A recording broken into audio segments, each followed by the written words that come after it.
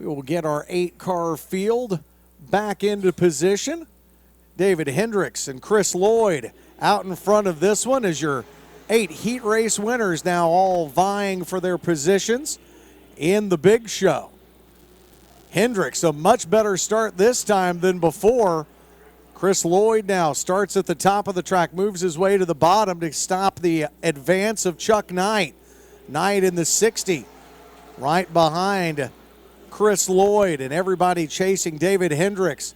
Shane, Tim Brown started on the back row, and he is already up to third. That 111 was hooked up in his heat race, and that high line works really well for Brown. And Tim Brown, just whenever you look at the times, he was in the 19 seconds in qualifying, so a big turnaround from qualifying the night before into the heat, making his way, winning that, and now having a great performance here in one of the dashes. Lloyd with a little bobble in turn number 4. That opens the door for Brown and Peyton Taylor. Brown continues to run that high line. Now David Hendricks is headed to the top of the racetrack, seeing if he can find a way to get the 54 hooked up the way the 111 is. Brown currently running in third behind Chris Lloyd. Both of them chasing David Hendricks in the 54. Great racing up in front in this 8-car field here. Chuck Knight, after that last lap, has fallen way off the pace. He has slid back from being up in the front 3 cars to being in the back 3. Brown now tries to get his nose outside of Lloyd, but Lloyd slams the door shut. Peyton Taylor all alone at the bottom of the racetrack, as now a lot of cars are trying their hand at the top side, and it's working for Hendricks and for Brown. Brown will slide it off of turn number 4, and they stay lined up single file. Hendricks, Taylor, Lloyd, Brown, back to Derek Brown. So the father and son back there in 4th and 5th place, as you see the 0-1 of Peyton Taylor now. He had a power move, got around Lloyd, and now tries to hold on to the number 2 spot.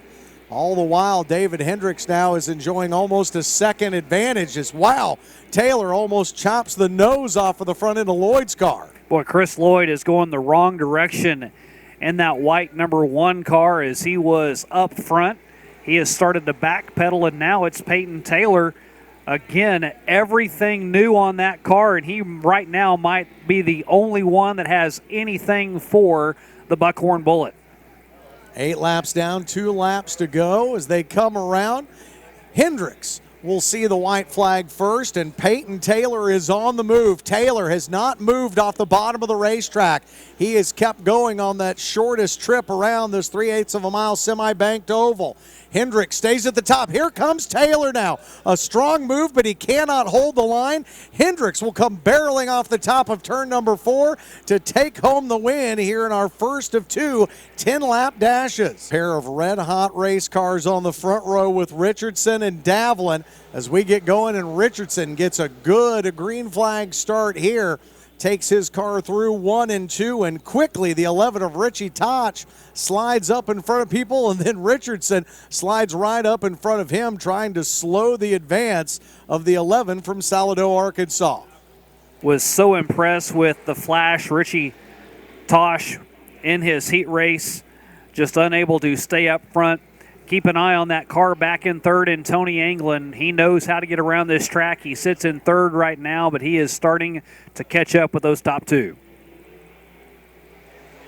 Richardson holds on to the lead through lap number 2. 2 down, 8 to go as Tosh goes up to the top of the track where we saw David Hendricks. Ooh. And then they come together there as Richardson tries to come up and cut down Richie Tosh.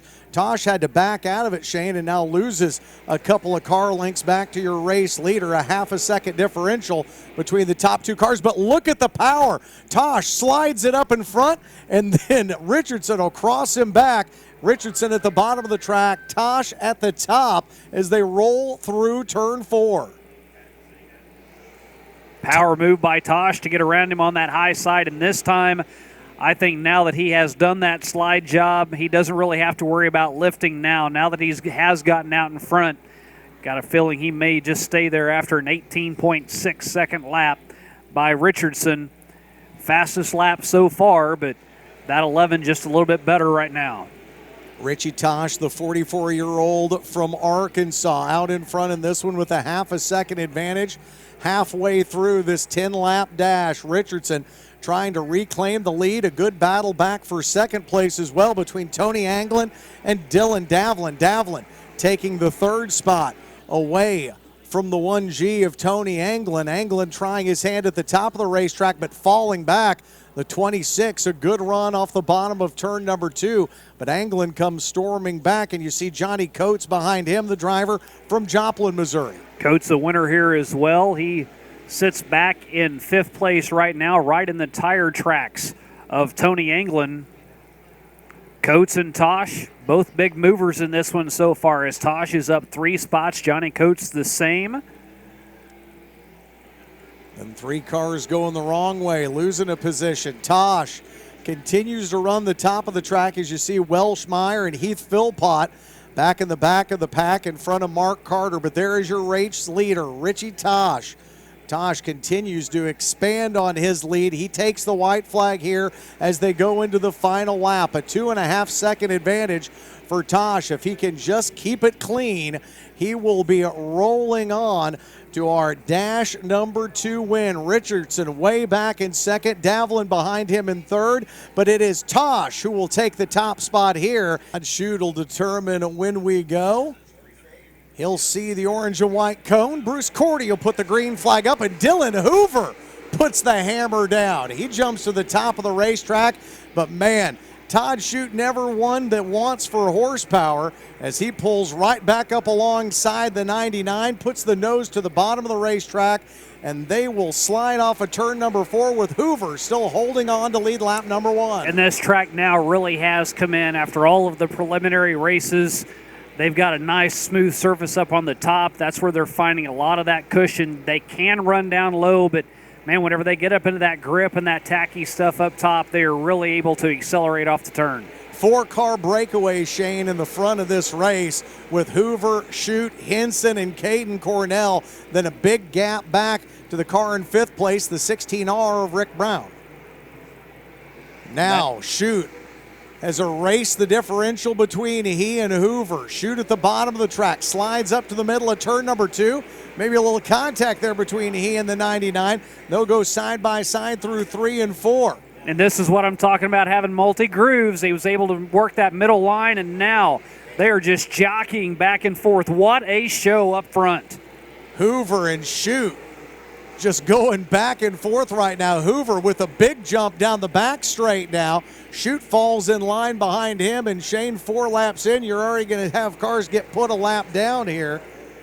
As the 15 goes a lap down, John Aitken. Yeah, Aitken just kind of lost a lot of track position, putting himself a lap down, and Todd Shute does exactly the same thing, trying to do a little too much. Still a lot of time left in this race, so no need to get into a hurry. You can pick away at that lead, but he got up and got squirrely off the turn and lost a lot of ground. Over the course of the regular race season, Dylan Hoover 3 times claimed top 10 finishes here at the Diamond and Dirt tracks, but never in the top 5, and he's running extremely well here tonight. But he is about to run into the great equalizer. Ashley Lancaster pulls off the track, and Hoover now getting into lap traffic, but not before. Determined now here on lap number 6 when the late models get loud, and they do, coming out of turn number 4. Shute and Cornell at the bottom of the track. Hoover, though, with a good run. That top line has just gotten better as the night goes on, and here comes the hammer.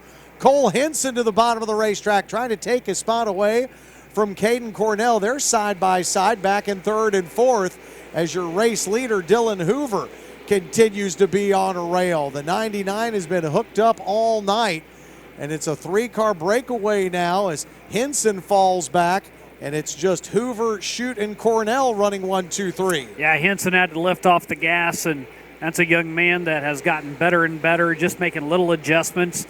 As you see, Larry Ferris in the 51 taking a spot away, ducks to the inside and gets past Todd McCoyne.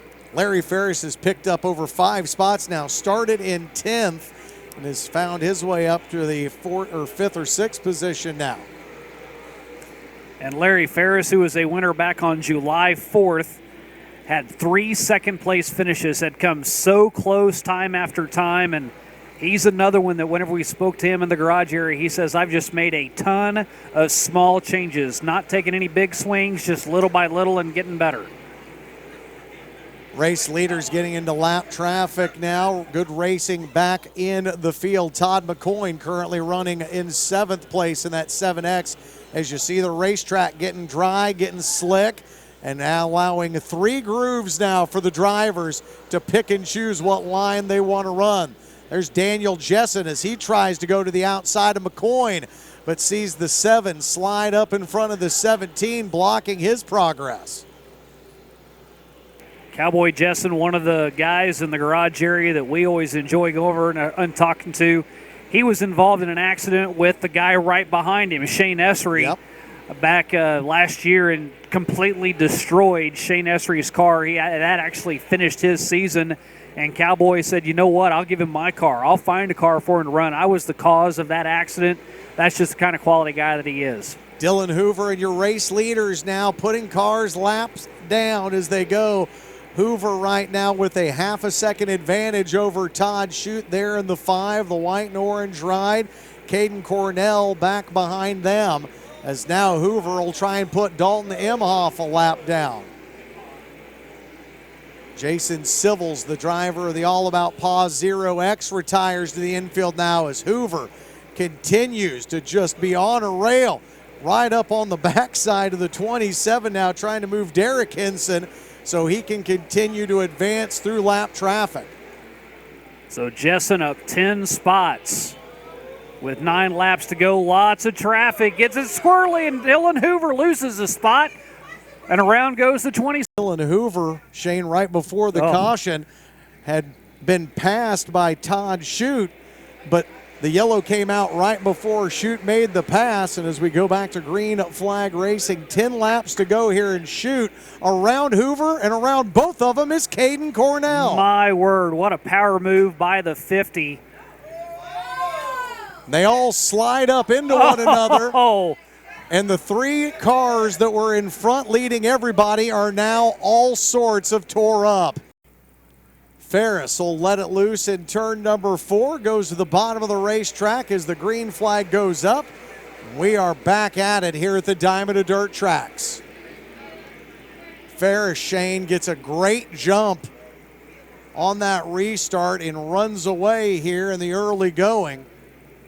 Couple of cars going side by side behind him as Russell tries to keep pace with the 51 and finds himself a second behind your race leader, just 1 lap into the restart. Didn't take long at all for Ferris to accelerate as Daniel Jessen has to make the right-hand turn. He is now off of the track, and that little bit of a cushion really good for Larry Ferris right now, but he will still get up in that rough stuff up at the top of the track. He'll lose some ground whenever he does that.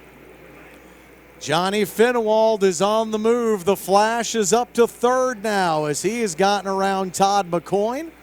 He puts the 7 behind him and will turn his attention to Justin Russell. Quite a ways to go for him to run him down, but Russell, Shane, starting to reel in the 51 as Finewald follows around in 3rd. Well, Russell, a track champion back in 2015 out of Henley, Missouri, only had 1 top 10 on the season. We didn't see him here all that often, but now he will indeed get closer and closer lap by lap. Last lap it was a 0.6 second differential.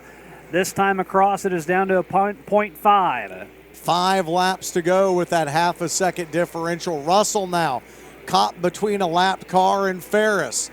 Ferris takes advantage, goes back to the top side. Russell will follow suit off of turn number 4 now. Finewald trying to run them down, but the difference between Ferris and Finewald is almost 2 seconds. So those top 2 cars trying to make sure that they finish right there 1-2. The question is, what does Justin Russell have for Larry Ferris, with now just 3 laps remaining between them and the checkered flag? Long way back all the way to McCoyne in 4th.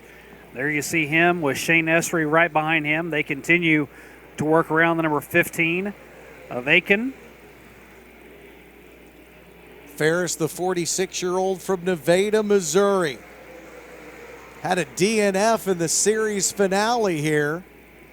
And what a way to kind of erase the end of the regular season here. Ferris will see the white flag first. He goes to the bottom of the track. Russell to the top. And there Ferris runs into Becker. He hits a lapped car. Russell now to the bottom of the racetrack. One more chance here for the zero. Cars turning over in loop number one, but Ferris able to hold on for the race win. The